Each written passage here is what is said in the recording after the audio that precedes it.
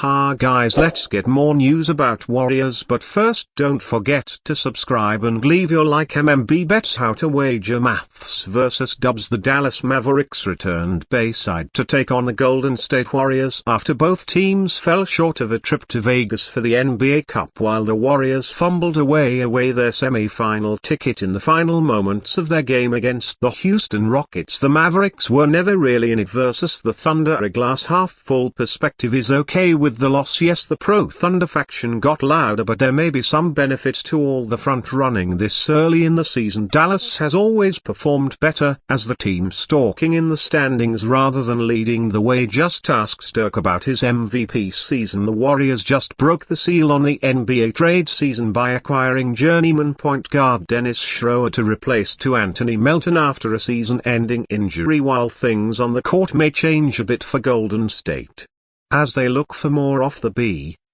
all minutes for Steph Curry, you have to wonder if adding a potential locker room tempest to a team that famously had fireworks in recent years may become an issue for the second return game of Klay Thompson. Let's scan the lines and find some value. I recommend staying away from the side in this one. The Mavericks are short road favorites based on their recent hot stretch and higher place in early season standings, yet it is important to remember Dallas lost here 120-117 as part of the string of 4 games lost by one possession. Throw in the layoff alongside quite a few absences for this, including Nijai Marshall, and things get weird rather quickly. Instead, let's focus on some player props. Marshall's absence combined with Thompson performing well in his first return game are both factors towards the over on his point line in 24 minutes off the bench. In their November meeting, Lively was able to grab 12 points and 8 boards. Expect the minutes to be slightly higher in a starting role and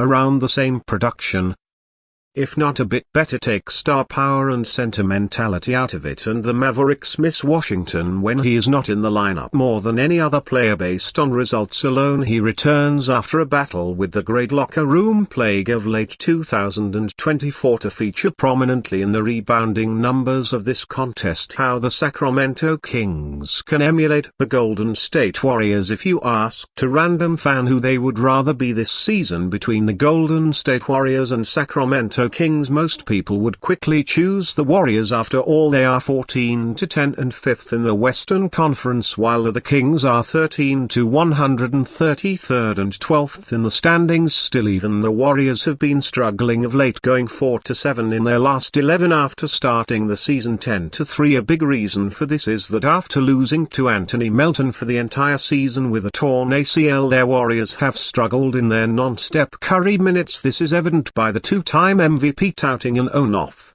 plus-minus that ranks in the 95th percentile in the entire NBA for cleaning the glass. So to help remedy this issue, the Warriors traded Melton and some draft capital to the Brooklyn Nets in exchange for Dennis Schroeder. Schroeder had been having a strong season for the Nets, averaging 18.4 ppg and 6.6 apg on 59.2% true shooting, 63rd percent. Schroeder will give the Warriors a competent creator they can lean on to keep the offense afloat, while also providing some defensive value in the minutes they play without Curry. The Warriors used a rebuilding team looking for draft assets in the Nets to help address a weakness on their team. The Kings would be wise to do that too, as we've discussed on numerous occasions. At a royal pain, the Kings need a two-way wing/forward that can give them size, shooting and defense. As fate would have it, the Nets have two of those players, Ken Johnson and Dorian Finney-Smith, who could reasonably be traded before the 2025 NBA trade deadline. The Kings need to package Kevin Huerter as a matching salary and some draft capital.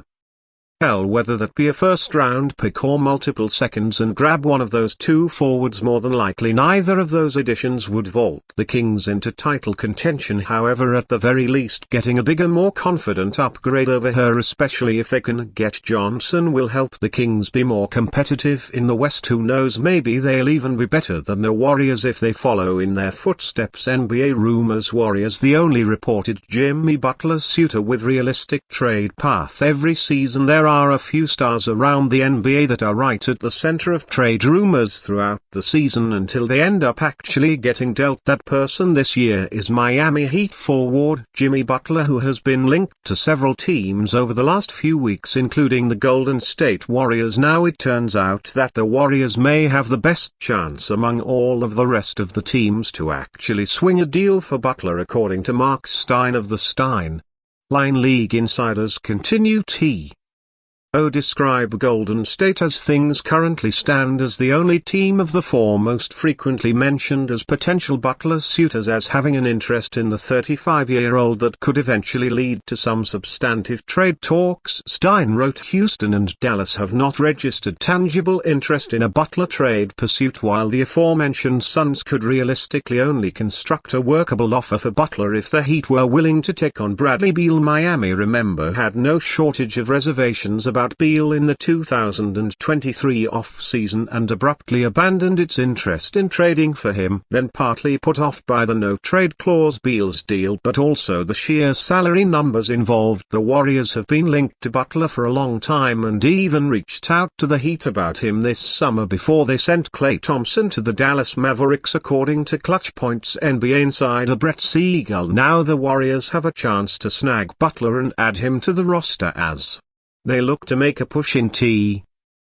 Western Conference. This news comes on the heels of the Warriors adding point guard Dennis Schroeder from the Brooklyn Nets for to Anthony Melton and some second-round picks. Schroeder gives the Warriors another reliable ball handler outside of Stephen Curry and someone that can run the offense and create shots for himself and others while Curry is on the bench. The inclusion of Melton in that deal makes the Warriors' path to acquiring Butler a little bit tougher. Melton's expiring contract made him a very logical and admirable trade chip that an opposing team could take back in a deal without being on the books for next season and beyond, which is why the Nets took him back in the Schroeder deal. Regardless, the Warriors have the young pieces to entice the Heat to try and get a deal done over the next few months, along with some draft picks. If the Warriors can get Butler to the Bay Area, they will finally have another secondary star next to Stephen Curry that would make them contenders in the Western Conference. And why?